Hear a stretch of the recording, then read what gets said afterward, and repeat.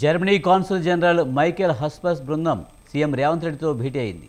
హైదరాబాద్ జీసీసీలు ప్రారంభిస్తున్నట్లు సీఎంకు వివరించింది. Jewish bores company విస్తరణలో భాగంగా హైదరాబాద్లో జీసీసీని ఏర్పాటు చేస్తున్నారు. నగరంలో మరిన్ని పెట్టుబడులు పెట్టాలని సీఎం రేవంత్ రెడ్డి మైకేల్ బృందాన్ని కోరింది. జీసీసీ ఏర్పాటుతో 2 ఏళ్లలో 1000 మందికి ఉపాధి లభిస్తుందని జర్మనీ బృందం వెల్లడించింది. హైదరాబాద్ను ఇన్నోవేషన్ హబ్గా తయారు చేసేందుకు సహకరించాలని సీఎం కోరారు.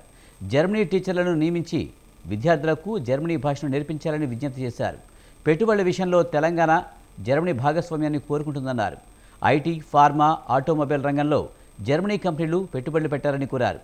వీటిలో టామ్కామ్ ద్వారా పాటు వొకేషనల్ ఎడ్యుకేషన్, స్కిల్ వర్క్స్ విషయంలో శిక్షణ అందించేందుకు సహకరించాలని సీఎం రేవంత్ రెడ్డి కోరారు.